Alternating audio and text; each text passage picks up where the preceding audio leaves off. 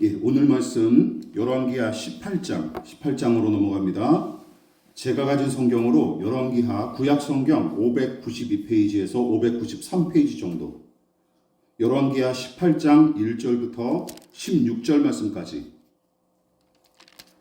찾으신 줄 알고 저와 여러분이 한 절씩 번갈아 가면서 읽고 마지막 절은 합독하겠습니다. 제가 먼저 봉독합니다. 이스라엘의 왕 엘라의 아들 호세아 제3년에 유다 왕 아하스의 아들 히스기야가 왕이 되니 그가 왕이 될 때에 나이가 25세라. 예루살렘에서 29년간 다스리니라. 그의 어머니의 이름은 아비요 스가랴의 딸이더라. 히스기야가 그의 조상 다윗의 모든 행위와 같이 여호와께서 보시기에 정직하게 행하여 그가 여러 산당들을 제거하여 주상을 깨뜨리며 아세라 목상을 찍으며 모세가 만들었던 놋뱀을 이스라엘 자손이 이때까지 향하여 분양함으로 그것을 부수고 누후스단이라 일컬었더라. 히스기야가 이스라엘 하나님 여호와를 의지하였는데 그의 전후 유다 여러 왕 중에 그러한 자가 없었으니 곧 그가 여호와께 연합하여 그에게서 떠나지 아니하고 여호와께서 모세에게 명령하신 계명을 지켰더라. 여호와께서 그와 함께 하심에 그가 어디로 가든지 형통하였더라. 저가 아수르 왕을 배반하고 섬기지 아니하였고 그가 블레셋 사람들을 쳐서 가사와 그 사방에 이르고 막내에서부터 견고한 성까지 이르렀더라. 히스기야 왕 제4년 곧 이스라엘의 왕 엘라의 아들 호세아 제7년에 아수르 왕 살마네셀이 사마리아로 올라와서 애워쌌더라. 3년 후에 그 성읍이 함락되니 곧 히스기야 왕의 제6년이요 이스라엘 왕 호세아의 제9년에 사마리아가 함락되매 아수르 왕이 이스라엘을 사로잡아 아수르에 이르러 고산 강가에 있는 할라와 하볼과 메대 사람의 여러 성읍에 두었으니 이는 그들이 하나님 여호와의 말씀을 듣지 아니하고 그의 언약과 여호와의 종 모세가 명령한 모든 것을 따르지 아니하였음이더라.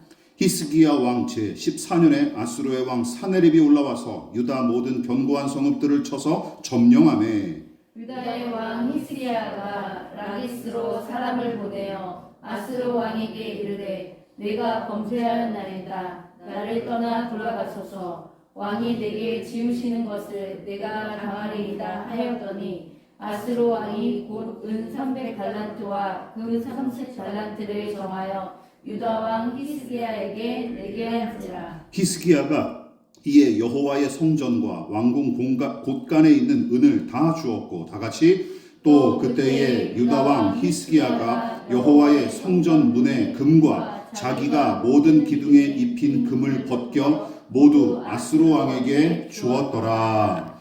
아멘.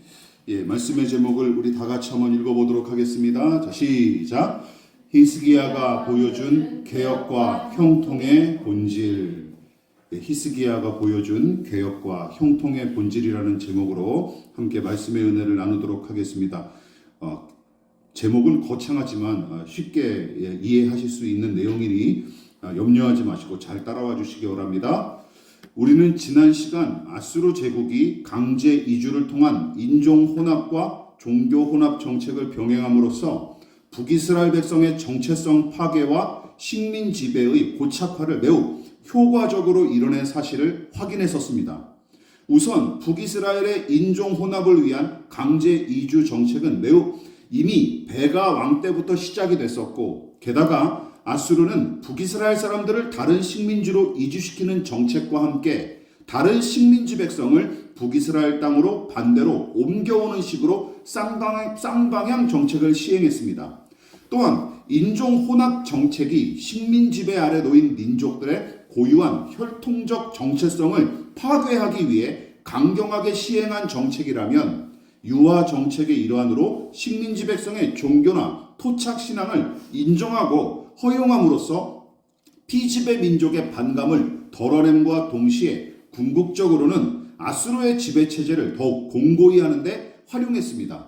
특히 우리가 지난 시간에 살펴봤지만 아수르의 종교 혼합 및 허용 정책이 북이스라엘에 매우 찰떡처럼 정착했는데 자연스럽게 정착했는데 왜 그렇습니까? 북이스라엘 백성이 그 영혼과 정신을 진즉에 옛날 옛적부터 우상단지들에게 팔아넘겼기 때문이죠. 그래서 여호와 하나님은 아무나 필요한 대로 골라 쓰는 종교 시장의 상품으로 전락해버렸고, 열왕기서 저자는 하나님을 모욕하는 그 현실을 아주 적나라하게 기록했습니다. 게다가 본문은 아수르 왕이 여호와 하나님을 그 땅의 신으로 얕잡아 본 이야기까지 기록했는데, 이처럼 열왕기하 17장의 하나님은 겨우 몇 마리 사자로 당신의 존재와 일하심을 드러낼 뿐이었습니다. 그렇다면 열왕기서 저자가 왜 하필 이렇게 연달아 굴욕을 당하는 하나님의 이야기를 뜬금없이 삽입했을까요? 저는 이미 망해버렸던 북이스라엘의 굴욕과 수치를 나몰라라 하거나 멀찌감치 떨어져서 구경하지 않으시고, 오히려 그들과 함께 수치를 당하고 굴욕을 겪기로 작정하신 그 하나님을 생각했습니다. 즉 어떤 내용이었죠? 사자 몇 마리로 어줍지 않게 시위하시다가 도리어 아수르 왕에게 그 땅의 신으로 굴욕당하시는 하나님, 또한 망한 나라의 백성과 함께 왜소하고 초라한 모습으로 낮아져 함께 굴욕당하시는 하나님, 그러나 그럼에도 여전히 살아서 역사하시는 하나님, 열왕기서의 저자는 그 하나님을 나타내 보이려 했던 게 틀림없습니다. 어쨌든 북이스라엘의 역사는 17장에서 열왕기하 17장에서 대단원의 막을 내렸지만 하나님의 일하심과 그분의 역사는 중단되지 않았기에 열왕기하의 기록은 18장으로 계속 이어집니다. 특히 오늘 본문 12절까지는 그 유명한 히스기야 왕의 이력과 전반적인 평판에 관한 기록이고, 13절 이하부터 우리가 장황하게 살펴볼 그 막대한 내용은 아수르의 침략으로 위기에 처한 히스기야와 남유다에 관한 이야기입니다. 자, 그렇다면 우리가 본문을 통해 얻을 수 있는 교훈은 무엇인지 오늘 대략 3가지 정도로 따로 떨어져서 개별로 살펴보도록 하겠습니다. 자, 첫 번째 같이 한번 읽어볼까요? 시작. 하나님 보시기에 정직히 행한 히스기야. 제가 앞서 언급했다시피 열왕기하 18장 서두는 히스기야의 이력을 간략하게 소개함과 동시에 아예 처음부터 그의 생애와 신앙에 관한 총평을 기록한 것이 특징입니다. 그러니까 일종의 두괄식 구성으로서 히스기야의 일대기를 기록한 셈인데, 그의 생애가 어떠했는지 평가를 내린 다음에 상세한 이야기를 나머지 풀어가는 방식으로 이 열왕기서가 진행되고 있는 것이죠. 자, 그렇다면 열왕기하의 저자는 히스기야를 어떤 인물로 평가했을까요? 3절과 5절이 그 내용입니다. 같이 읽어볼까요? 시작. 히스기야가 그의 조상 다윗의 모든 행위와 같이 여호와께서 보시기에 정직하게 행하여, 히스기야가 이스라엘 하나님 여호와를 의지하였는데 그의 전후 유다 여러 왕 중에 그러한 자가 없었으니. 실로 오랜만에 듣는 칭찬 아닙니까? 히스기야의 할아버지인 요담 왕이 이 칭찬을 들은 왕이었지만, 요담의 아들이자 히스기야의 아버지인 아하스는 어떤 사람이었죠? 우상 숭배와 미신에 심취했던 자였고, 심지어 우상의 제물로 자식을 갖다 바치는 짓까지 저지른 악한 왕이었죠. 게다가 무슨 짓을 저지릅니까? 성전의 기구들을 제멋대로 옮겨놓고 하나님께 드리는 제물마저 우상 제단에 바치는 짓도 서슴지 않았을 뿐더러 아람의 침공을 막아주시겠다는 하나님의 약속을, 이사야 선지자를 통한 하나님의 약속을 아예 무시해버리고 도리어 아수르 왕에게 예물을 갖다 바치면서 구원해 주십사 구걸했던 작자였습니다. 참 쓸모없는 인간이었어요. 그래서 우리는 그의 지나친 의존성에 관해 신랄하게 비판했었죠. 기억나시죠? 그런데 보십시오. 그런데 그 아버지 밑에서 히스기야가 나왔던 겁니다. 자식은 부모의 거울, 윗물이 맑아야 아랫물이 맑다 하는 식의 격언에 담긴 인생의 원리를 보기 좋게 깨트린 인물 중 한 사람이 누구예요? 바로 본문의 히스기야입니다. 무슨 얘기를 하고 싶은 거냐? 여러분 잘 들어보십시오. 성경은 그를 가리켜 다윗과 같이 하나님 보시기에 정직히 행한 왕, 유래를 찾아보기가 힘들 정도로 하나님을 의지한 왕으로 칭찬했습니다. 아버지와 다르게. 그러므로 저와 여러분들 기억하십시다. 자식의 잘못과 불행이 죄다 부모의 책임인 것처럼 무조건 정죄하거나 자책하지 마십시오. 그리고 자식의 성공과 형통도 죄다 부모 덕택인 것처럼 무조건 숭상하거나 으스대지 마십시다. 이게 우리가 여기서 또 아하스와 히스기야의 모습을 통해서 우리가 교훈을 삼아야 될 내용이에요. 신앙도 마찬가지입니다. 결국 자기 인생을 책임지는 당사자는 자기 자신입니다. 믿으십니까? 그것을 기억하십시오. 성경도 그 사실을 아주 고스란히 보여주고 있어요. 그렇다면 하나님 보시기에 정직하고 올바르게 그리고 하나님을 깊이 의지하는 그 히스기야의 믿음은 어떻게 나타났을까요? 그 증거가 본문에도 나타납니다. 자, 열왕기하 18장 4절 시작. 그가 여러 산당들을 제거하며 주상을 깨뜨리며 아세라 목상을 찍으며 모세가 만들었던 놋뱀을 이스라엘 자손이 이때까지 향하여 분향함으로 그것을 부수고 느수단이라 일컬었더라. 6절 시작. 곧 그가 여호와께 연합하여 그에게서 떠나지 아니하고 여호와께서 모세에게 명령하신 계명을 지켰더라. 여러분, 신약의 야고보서 기억나십니까? 야고보 사도가 뭐라 그랬어요? 행함이 없는 믿음은 죽은 것이니 내 믿음을 내게 보이라 하고 단호하게 요구했던 것처럼 하나님 앞에 정직히 행하고 그분을 전폭적으로 신뢰했던 히스기야의 믿음은 이방신을 비롯한 우상단지들과 산당들을 과감히 파괴하는 모습으로 그리고 모세에게 명령하신 하나님의 계명을 지키는 구체적인 행위로 나타났던 것입니다. 다시 말해 하나님 보시기에 악한 것은 철저하면서도 단호하게 배격했고 하나님 보시기에 선한 일은 적극적으로 실천하고 순종했던 것입니다. 그러니까 하나님이 칭찬하시죠. 여러분, 누가 하나님을 기쁘시게 하는 사람일까요? 거짓과 불의와 불법과 이기적인 탐심과 우상숭배를 단호히 거절함과 동시에 진리의 말씀을 진실하게 따르고 공의와 사랑과 정의를 추구하며 오직 하나님만 신뢰하는 사람, 여러분 그 사람이 바로 거듭난 그리스도인답고 하나님의 자녀다운 사람입니다. 그리고 개인과 교회의 개혁과 성장은 바로 그 이 두 가지 바탕 위에서 시작되고 세워지며 비로소 완성되는 것이죠. 특히 히스기야의 개혁 의지가 이 부분에서 오늘 본문에서 매우 두드러지게 나타나죠. 그래서 우리가 두 번째로 살펴볼 내용은 이것입니다. 자, 시작. 우상단지로 전락한 모세의 놋뱀마저 부순 히스기야. 제가 열왕기서를 설교하면서 종종 언급했던 내용 생각나십니까? 이스라엘 역대 왕 중에 산당 제사와 이방신 척결을 온전히 이룬 왕은 거의 찾아보기가 힘들고 도리어 선한 왕으로 평가받는 자들조차도 이 사안에 관해서는 미온적으로 대처하기 일쑤였다고 지적했습니다. 몇 번이고 제가 반복해서 말씀드렸죠. 그런데 율법의 명령에 따라 우상제사와 산당제사를 단호하게 배격하고 그 신상과 제단을 적극적으로 파괴하기에 힘쓴 대표적인 왕이 바로 본문의 히스기야입니다. 아주 특출난 인물이죠. 그 내용이 앞서 살펴본 구절인 4절에 간략하게 기록됐는데 그 구절 가운데 특별히 주목할 내용이 있습니다. 자, 우리 다시 한번 살펴볼까요? 다시 읽어볼게요. 시작. 그가 여러 산당들을 제거하며 주상을 깨뜨리며 아세라 목상을 찍으며 모세가 만들었던 놋뱀을 이스라엘 자손이 이때까지 향하여 분향함으로 그것을 부수고 느수단이라 일컬었더라.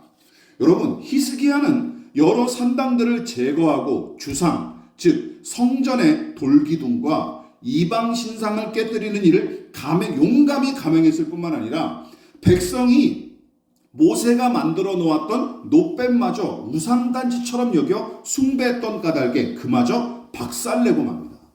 자, 그런데 여기서 언급한 이 놋뱀은 무엇이냐면 법궤만큼이나 중요한 이스라엘의 국보이자 문화재 이상의 가치를 지니는 유물이에요.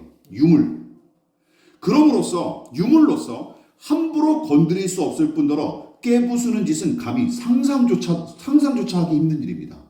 여러분, 우리 수년 전에 그 남대문 무너졌을 때 얼마나 온 국민이 슬퍼했습니까? 저는 지나가면서 몇 번 봤을 뿐인데 그게 무너진 게 TV 화면을 보면서도 믿겨지지가 않고 너무 서글프더라고요. 국보 1호였잖아요. 게다가. 예?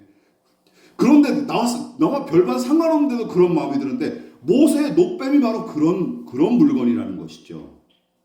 여러분 그렇다면 이 놋뱀은 어떤 계기로 제작되었을까요?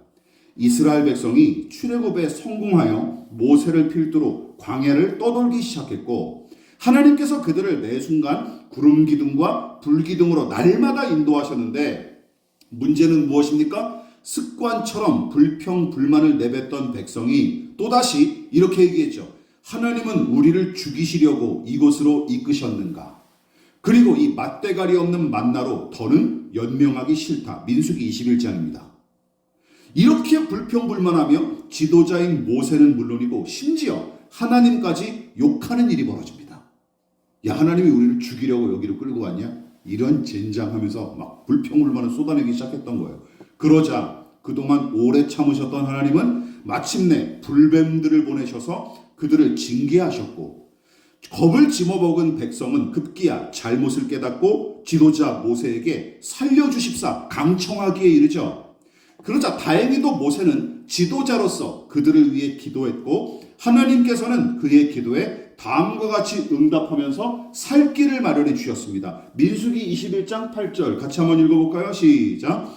여호와께서 모세에게 이르시되 불뱀을 만들어 장대 위에 매달아라. 물린 자마다 그것을 보면 살리라. 모세가 놋뱀을 만들어 장대 위에 다니 뱀에게 물린 자가 놋뱀을 쳐다본 즉 모두 살더라. 이런 이야기예요. 여기 등장하는 놋뱀이 바로 오늘 본문의 그 놋뱀이라는 것이죠.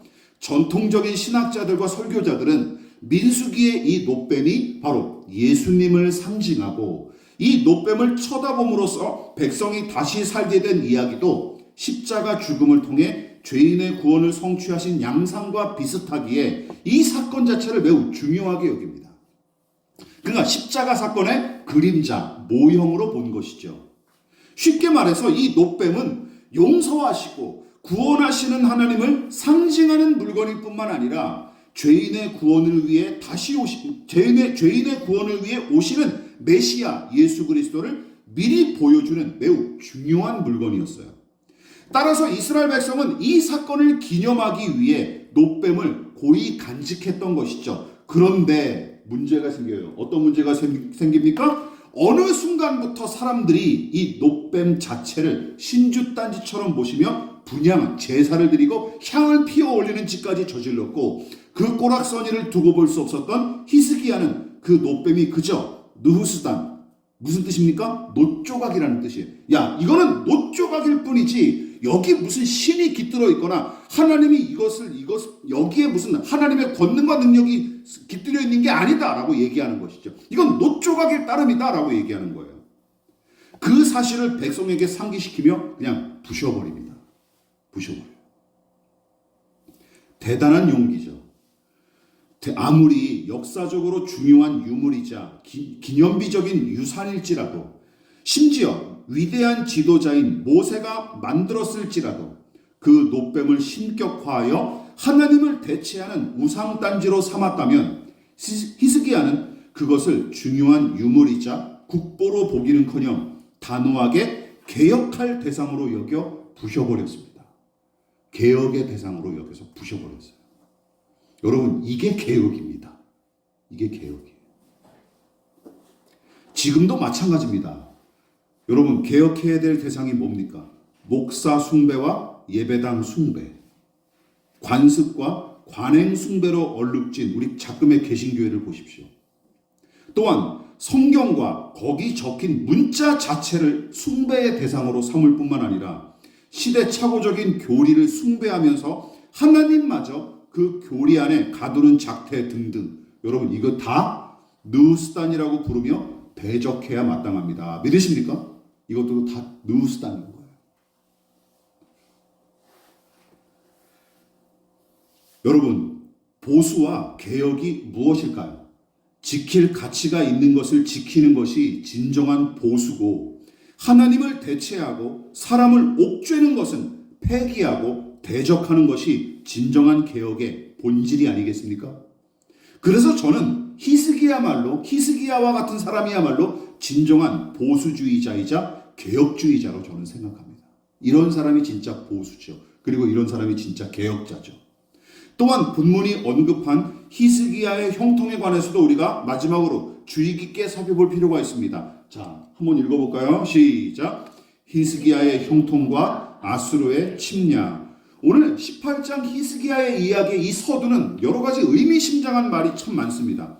지금까지 살펴봤듯이 히스기야는 이스라엘의 모든 왕 중에서도 손꼽힐 만큼 심지어 다윗 왕과 견주어도 전혀 손색이 없을 정도로 하나님 보시기에 정직히 행했을 뿐만 아니라 하나님을 전폭적으로 신뢰하는 믿음의 왕으로서 모세의 율법을 귀히 여겨 지키기에 힘썼고 그 일환으로 용감하게 종교개혁까지 단행을 했죠. 그동안 남유다의 역대 왕들이 산당과 우상을 단호하게 척결하지 못한 이유가 무엇입니까? 크게 두 가지예요. 첫 번째, 우상 숭배가 체질에 맞았던 것이죠. 아니 믿음이 없으니까 뭔 상관입니까? 무슨 신을 섬기든지. 그렇지 않습니까? 그래서 대부분 왕들은 우상 단지를 섬기고 산당 제사를 하는데 그렇게 뭐 불편한 게 없었던 거예요. 오히려 장려했던 것이죠. 또 한 가지는 무엇입니까? 믿음이 있었을지라도 하나님 앞에 신실했던 왕일지라도 오래 굳어진 미신숭배의 관습을 폐기하는 일 자체가 무엇을 거스를 수 있기 때문에 민심을 거스를 수 있었기 때문에 눈치를 봤던 거예요. 아, 이거 하다가는 내가 끝장나겠다 했던 것이죠. 이게 두려워서 감히 손을 대지 못했던 거예요. 그런데 비록 완벽한 개혁은 아닐지언정 히스기야는 우상숭배 타파 정책을 통해 종교개혁을 제대로 해낸 것입니다. 이것도 일종의 종교개혁인 것이죠. 그래서 그 일을 기뻐하신 하나님은 다음과 같은 은혜를 히스기야에게 베푸셨습니다. 자, 7절과 8절 시작. 여호와께서 그와 함께 하심에 그가 어디로 가든지 형통하였더라. 저가 아수르의 왕을 배반하고 섬기지 아니하였고 그가 블레셋 사람들을 쳐서 가사와 그 사방에 이르고 망대에서부터 견고한 성까지 이르렀더라. 앞서 제가 언급했다시피 열왕기하는 히스기야에 관한 평가를 먼저 기록한 뒤 그 평가를 뒷받침하는 상세한 이야기는 나중에 기록한 것이 특징입니다. 자, 이 구절도 마찬가지죠. 즉 열왕기서는 히스기야를 하나님께서 늘 함께 하시며 어디로 가든지 형통한 인생을 살았던 왕으로 평가한 것입니다. 형통, 즉 모든 일이 뜻한 바대로 다 이룬 생애를 히스기야는 살았던 셈이고 그 말에 걸맞게 어떤 일이 등장해요? 블레셋을 쳐서 그 땅의 일부를 점령할 정도로 승승장구했던 것처럼 보입니다. 또한 아수르 왕을 섬기지 않고 남유다를 잘 수호한 것처럼 기록했는데 이 이야기는 다음 설교에서 좀 더 자세하게 살펴보도록 하겠습니다. 자, 어쨌든 하나님께서 히스기야와 늘 함께 하시고 그가 형통하도록 도우신 까닭에 나라는 부강해지고, 자, 그럼 형통한 하나님이 늘 함께 하시고 그의 삶을 형통케 하셨다라고 기록했으니까 우리는 당연히 이렇게 생각하죠. 그러면 나라는 부강해지고 백성은 윤택한 삶을 살며 그의 생애는 늘 평안하고 안정적이었을까요? 그런데 본문 중반부부터는 형통케 하신 삶과는 전혀 거리가 먼 이야기가 시작됩니다. 그리고 그 이야기가 장장 두세 장에 걸쳐서 나와요. 어떤 일이냐? 곤욕스러운 일이 벌어지죠. 바로 북이스라엘을 멸망시킨 아수르가 남유다까지 넘보고 침략한 것입니다. 남유다까지 넘었어요. 당연하죠. 북이스라엘도 잡아먹었는데 더 작은 나라인 남유다를 못 잡아먹을까요? 당연히 침범하죠. 그러면 하나님께서 히스기야와 늘 함께 하시고 그를 형통케 하셨기에 남유다는 아수르의 침략을 간단히 물리치고 하나님 나라답게 어떤 위용과 권능을 발휘해 나타냈을까요? 어이없게도 히스기야와 남유다는 매우 북이스라엘 못지않게 매우 굴욕적인 처지로 내몰립니다. 18장 13절과 14절 제가 읽어볼게요. 히스기야 왕 제14년에 아수르의 왕 사느립이 올라와서 유다 모든 견고한 성읍들을 쳐서 점령하며 유다의 왕 히스기야가 라기스로 사람을 보내어 아수르 왕에게 이르되, 여기서부터 같이 읽어볼게요. 가장 굴욕적인 장면이니까 시작. 내가 범죄하였나이다. 나를 떠나 돌아가소서. 왕이 내게 지으시는 것을 내가 당하리이다 하였더니 아수르 왕이 곧 은 300달란트와 금 30달란트를 정하여 유다 왕 히스기야에게 내게 한지라. 여러분 보십시오. 히스기야가 형통하고 승승장구하기는커녕 아스로 왕 사네립 앞에 무릎을 착 꿇고 이렇게 얘기하는 거예요. 왕이시여, 제가 잘못했습니다. 아니, 무슨 잘못을 했다고? 왕이시여, 제가 잘못했습니다. 돌아가 주시기만 한다면 어떤 처벌이든 달게 받겠습니다. 제가 만든 말이 아니라 공동번역 성경이 이렇게 번역을 했어요. 어떤 처벌을 내리시든지 달게 받겠습니다 하고 납작 엎드려 개처럼 굽실댑니다. 굽실대요. 그 모습을 본 사네립은 흡족히 여겨서 히스기야에게 대략 10톤가량의 은과 1톤가량의 금을 요구했고, 히스기야는 그 요구를 이행하기 위해 어떤 일을 벌여요? 성전과 왕궁에 모아뒀던 은을 죄다 끌어모았는데 그나마 금덩이는 그 중량을 다 채우지 못한 탓에 성전의 출입문과 기둥에 입혔던 금박까지 싹싹 긁어내서 갖다 바치는 일을 벌입니다. 처참한 일이죠. 성전에 입혔던 금박까지 다 긁어내가지고 다 갖다 바친 거예요. 1톤가량의 금을 다 채우지 못하니까. 여러분 생각해 보십시오. 히스기야의 형통과 아수르의 침략, 여러분 어떻습니까? 이 두 말이 어울립니까? 전혀 어울리지 않습니다. 두 어구는 전혀 어울리지 않는 것처럼 보입니다. 당연하죠. 아니, 형통한데 왜 침략당해? 게다가 굴욕당하지 않습니까? 아수르의 침략에 제대로 대응조차 하지 못한 채 북이스라엘 못지않게 유린당하는 남유다와 히스기야, 여러분 이게 무슨 형통이에요? 이게 무슨 형통입니까? 그리고 하나님께서 늘 함께 하시는 사람에게 왜 이런 일이 벌어집니까? 저는 기회 있을 때마다 누누이 강조했었어요. 성경이 가르치는 형통과 복은 영혼이 잘됨같이 범사에 잘되고 건강한 것. 요한 3서 거기 나오죠? 무사태평과 만사형통과 운수대통의 삶을 가리키지 않습니다. 믿으십니까? 이거를 우리가 확신해야 기독교 신앙이 제대로 설 수 있어요. 근데 우리가 자꾸 이거를 복음과 짬뽕을 시켜버리니까 오늘날 교회가 이 지경이 된 겁니다. 다시 한번 말씀드립니다. 성경이 가르치는 형통과 복은 무사태평, 만사형통, 운수대통의 삶을 가리키는 게 아닙니다. 물론 성경의 형통이 그런 요소들을 일부 포함하기는 하지만 여러분, 그것이 성경의 형통과 딱 일치하는 것은 아닙니다. 자, 그렇다면 성경은 무엇을 형통으로 규정할까요? 멀리 찾아볼 것도 없어요. 여러분 성경책 7절을 보십시오. 거기 나와 있습니다. 그리고 더 자세하게 살펴보고 싶으십니까? 다른 성경에서도 얼마든지 찾아볼 수 있어요. 특히 형통의 정의와 본질이 무엇인지 잘 보여주는 이야기가 바로 창세기에 기록된 요셉의 이야기죠. 다시 한번 이 이야기를 꺼내볼까요? 창세기 39장 2절 23절 같이 읽어볼게요. 시작. 여호와께서 요셉과 함께 하심으로 그가 형통한 자가 되어 그의 주인 애굽 사람의 집에 있으니, 또 시작. 이는 여호와께서 요셉과 함께 하심이라. 여호와께서 그를 범사에 형통하게 하셨더라. 오늘 표현법과 비슷하죠. 히스기야를 표현한 말과 비슷하게 흘러갑니다. 여러분, 성경이 요셉을 형통한 자로 평가한 이유가 무엇일까요?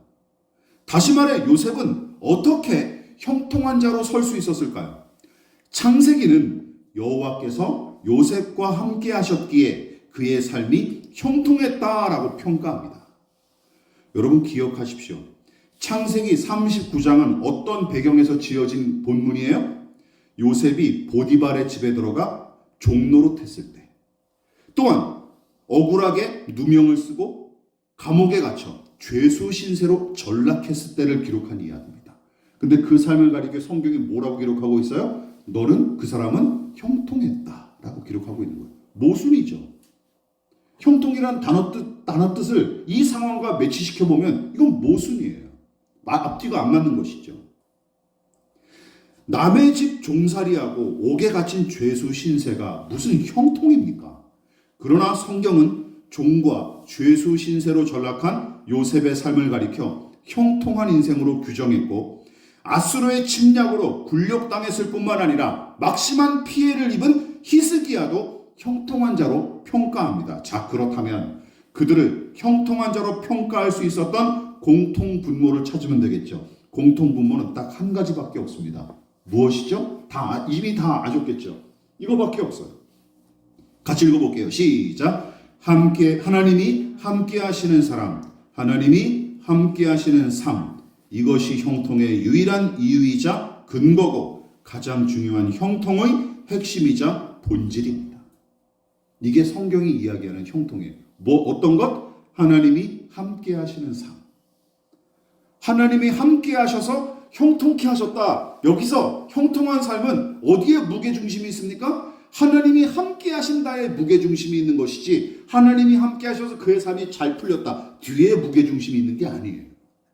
본질은 무엇입니까? 하나님이 함께 하시는 것. 이것이 본질이라는 것이죠. 그러므로 진짜 형통은 고난과 고통을 요리조리 잘 피하고 무사 태평하게 살아가는 게 아닙니다. 언제 어디서나 어떤 처지에 놓일지라도 함께 하시는 이 하나님을 끝까지 신뢰하고 사랑하며 살아가는 것이 형통한 삶이라는 것이죠.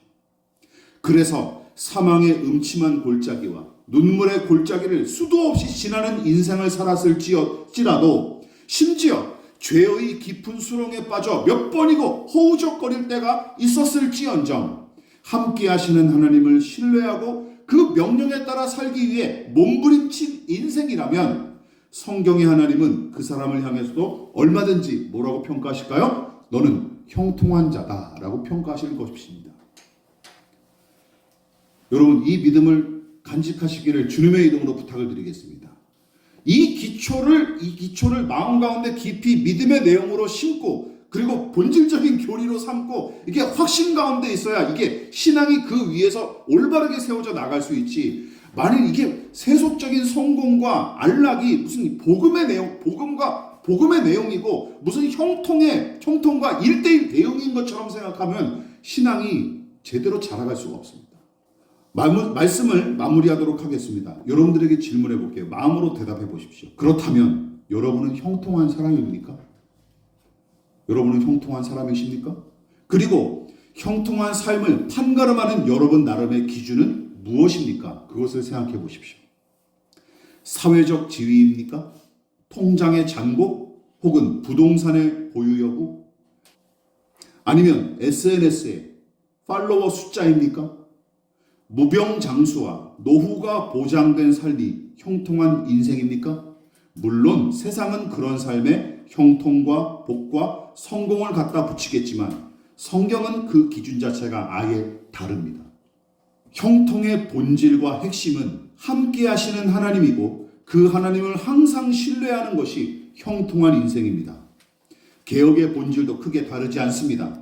율법과 복음에 담긴 탁월함과 고상함과 그 생명력과 능력, 그것이 가리키는 하나님의 정의와 사랑과 그분의 영광을 힘써 사수하고 계승하는 것. 그러나 유행이 지난 옷처럼 얼른 사라져버릴 형식과 신앙의 형식과 껍데기, 하나님의 영광과 크기를 제한하는 해묵은 관습과 관행, 낡아빠진 교리 등은 느스단처럼 여기며 파기하는 것이 필요합니다. 이처럼 하나님 보시기에 선한 것은 보존하고 계승하되 하나님 보시기에 악한 것, 낡은 것은 대적하고 파기하는 일을 중단하지 않고 계속 감당하는 것. 이것이 진정한 개혁이고 신자 개개인과 교회 공동체 참된 개혁은 이렇게 나타나야 마땅합니다. 믿으십니까? 진정한 개혁은 함께 하시는 하나님을 신뢰하는 형통한 사람을 통해 시작되고 완성될 뿐만 아니라 그런 사람을 세우고 배출함으로써 하나님의 영광을 완연하게 드러내는 것이 개혁의 궁극적 목표이자 목적입니다. 그래서 마지막으로 바라기는 우리 교회가 희미하게나마 미미하게나마 그 역할을 온전히 감당할 수 있기를 바랍니다. 작고 약하더라도. 믿으십니까? 또한 더불어 날마다 개혁되는 교회로 세워져 가고 함께 하시는 하나님과 동행하는 형통한 영적 기관이 될 수 있기를 주님의 이름으로 부탁을 드리겠습니다. 그러므로 너희는 이렇게 기도하라.